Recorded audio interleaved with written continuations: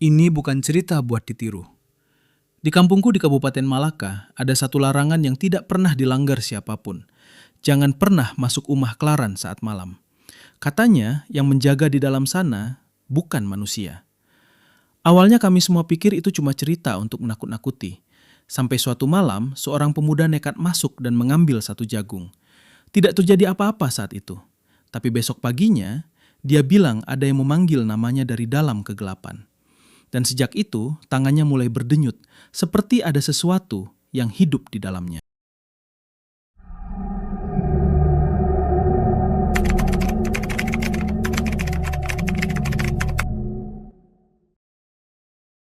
Namanya Elpido Seran.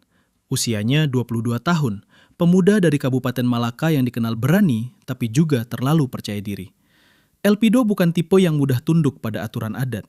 Ia menghormati tradisi, tapi diam-diam selalu merasa banyak hal diwariskan hanya karena takut, bukan karena benar. Sejak kecil, Elpido punya ambisi yang berbeda. Ia ingin jadi orang yang membuka mata kampungnya, membuktikan bahwa tidak semua yang dianggap sakral itu harus ditakuti. Ia cerdas, tenang, dan tidak gampang panik. Tapi satu kelemahannya, rasa ingin tahunya sering berubah jadi nekat. Dan malam itu, rasa penasaran itu membawanya ke satu tempat yang seharusnya tidak ia datangi, Umah Klaran. Orang-orang kampung selalu bilang hal yang sama. Umah Klaran itu bukan kosong. Elpido sudah bosan mendengarnya. Baginya itu hanya lumbung jagung biasa, tidak lebih. Malam itu tanpa bulan. Angin hampir tidak terasa. Sunyi seperti ditahan. Waduh, ceritanya makin seru nih. Tapi sebelum kita lanjut, klik dulu tombol like dan subscribe, biar aku bisa terus bikin cerita-cerita seru buat kalian. Oh iya, share juga pengalaman kalian di komentar, siapa tahu bisa jadi cerita versi kalian di video selanjutnya. Elpido berjalan sendiri menuju Umah Klaran yang berdiri terpisah dari rumah-rumah warga. Bangunan kecil itu tampak lebih gelap dari sekelilingnya, seolah menyerap cahaya. Ia berhenti di depan pintu, tali pengikatnya sederhana.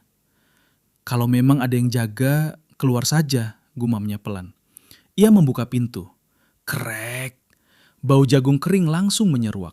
Tapi di balik itu ada bau lain. Bau yang basah, tua, seperti tanah kubur yang lama tertutup. Elpido melangkah masuk. Gelap. Hanya sedikit cahaya dari pintu yang terbuka. Ia meraba-raba, menyentuh jagung-jagung yang tergantung. Diam. Tidak ada apa-apa. Elpido tersenyum kecil. Sampai, Pido, suara itu sangat pelan. Seperti datang dari dalam telinganya sendiri. Elpido langsung menoleh. Kosong. Ia diam, mendengarkan.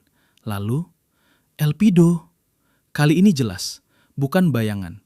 Bukan angin. Seseorang memanggil namanya. Elpido berdiri kaku. Siapa? Suaranya tegas tapi lebih pelan dari biasanya. Tidak ada jawaban. Tapi suasana berubah. Udara di dalam Umah Klaran mendadak berat, seperti ada sesuatu yang ikut bernapas di ruangan itu. Perlahan, salah satu ikatan jagung di atasnya bergerak. Bukan jatuh, tapi berayun, pelan, padahal tidak ada angin. Elpido mundur satu langkah. Kemudian, plak! Tangannya terpukul sesuatu. Keras. Ia tersentak. Tidak ada siapa-siapa. Tapi rasa sakitnya nyata. Dan saat itu, suara lain muncul. Krek, krek, krek. Seperti seseorang mengunyah. Pelan, teratur. Elpido menoleh ke sudut ruangan. Gelap, terlalu gelap. Lalu dari dalam kegelapan itu, muncul sesuatu. Bukan langsung terlihat, tapi seperti bayangan yang menjadi padat. Dan kemudian, sepasang mata. Putih, kosong, menatap lurus ke arahnya. Makhluk itu tidak berjalan. Ia meluncur, mendekat tanpa suara. Dan suara kunyahan itu semakin keras. Krek, krek, seperti jagung kering, dihancurkan di dalam mulut. Makhluk itu berhenti sangat dekat, terlalu dekat. Lalu mulutnya terbuka, tidak wajar, terlalu lebar. Dan dari dalamnya keluar suara. Yang diambil harus diganti. Elpido menunduk refleks. Tangannya, entah sejak kapan, sudah menggenggam satu tongkol jagung. Napas Elpido mulai tidak teratur. Ia mencoba menjatuhkan jagung itu, tapi jarinya tidak bisa terbuka, seolah ada yang menahannya dari dalam. "Ini bukan saya ambil," bisiknya. Makhluk itu tidak bergerak, tapi kepalanya miring, pelan, seperti sedang menilai. Tiba-tiba, semua jagung di dalam umah Klaran bergerak. Bukan jatuh, bukan tertiup, tapi menyitari Elpido, membentuk lingkaran. Suara kunyahan berubah jadi bisikan banyak suara. Tua, berat, bertumpuk. "Jangan ambil, jangan ganggu. Ini milik kami." Elpido jatuh terduduk. Sekarang tidak ada lagi keberanian. Yang ada hanya takut, murni. Makhluk itu semakin dekat. Kini terlihat jelas, tubuhnya seperti manusia, tapi penuh retakan. Seperti tanah kering pecah. Dan dari celah-celah itu, sesuatu bergerak. Kuning, seperti biji jagung. Makhluk itu mengangkat tangannya, mengarah ke dada Elpido dan berbisik, "Ganti dengan hidup." Tiba-tiba, dari luar terdengar teriakan, "Elpido!" Suara manusia. Makhluk itu berhenti. Semua jagung jatuh bersamaan. Brak! Gelap kembali. Sunyi. Pintu terbuka. Orang-orang kampung berdiri di luar. Seorang tetua menatapnya dingin. "Kami sudah bilang, itu bukan tempat main." Elpido ingin menjawab, tapi tidak bisa. Karena di tangannya, tongkol jagung itu masih menempel. Dan perlahan berdenyut. Seperti jantung. Malam itu, Elpido Seran tidak banyak bicara. Orang-orang dari kampung di Kabupaten Malaka hanya mengantarnya pulang tanpa satupun candaan seperti biasa. Wajah mereka tegang. Bahkan anjing-anjing kampung tidak menggonggong, hanya diam memperhatikan. Tetua adat sempat berbisik sebelum pergi. "Besok pagi, kita bersihkan. Jangan sentuh apapun dulu." Elpido hanya mengangguk. Tapi mereka tidak tahu satu hal. Tongkol jagung itu tidak pernah ia lepaskan. Malam semakin dalam. Di dalam rumahnya, Elpido duduk sendiri. Lampu pelita bergoyang pelan. Cahaya kuning redup memantul di dinding bambu. Tangannya masih menggenggam jagung itu. Dan sekarang lebih jelas.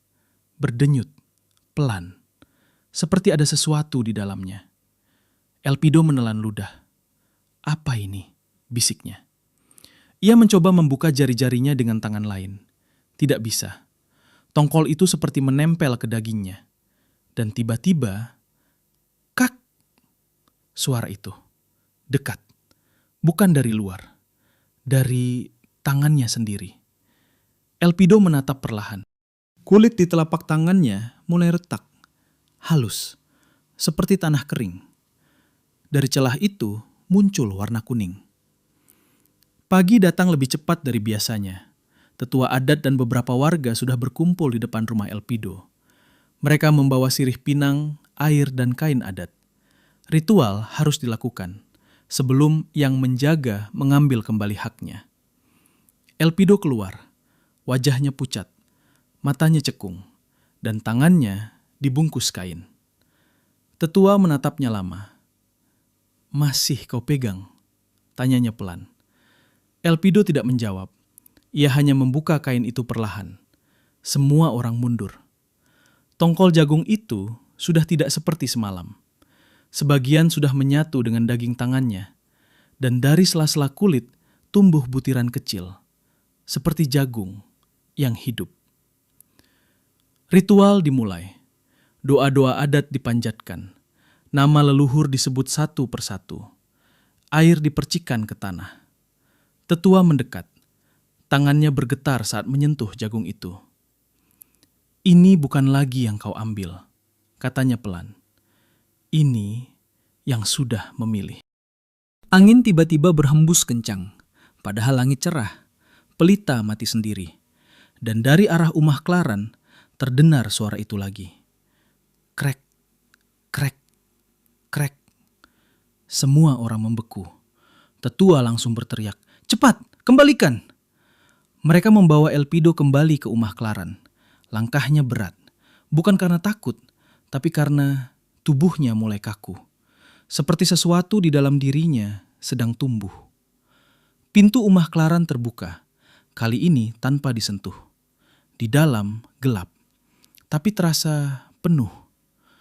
Tetua mendorong Elpido ke depan. "Letakkan," katanya tegas. Elpido mencoba. Ia benar-benar mencoba. Tapi tangannya tidak mau melepas. Sebaliknya, jagung itu semakin masuk, menembus kulit, masuk ke lengan. Elpido menjerit, "Saya tidak bisa." Suara kunyahan itu muncul lagi, lebih dekat, lebih jelas. Dan dari kegelapan, mata itu muncul. Putih, kosong, menatapnya. Makhluk itu kembali, perlahan mendekat. Dan kali ini tidak berhenti. Tetua mundur, semua orang mundur. Tidak ada yang berani mendekat lagi. Makhluk itu berdiri tepat di depan Elpido, lalu berbisik, "Yang diambil sudah menjadi." Ia mengangkat tangannya dan menyentuh dada Elpido.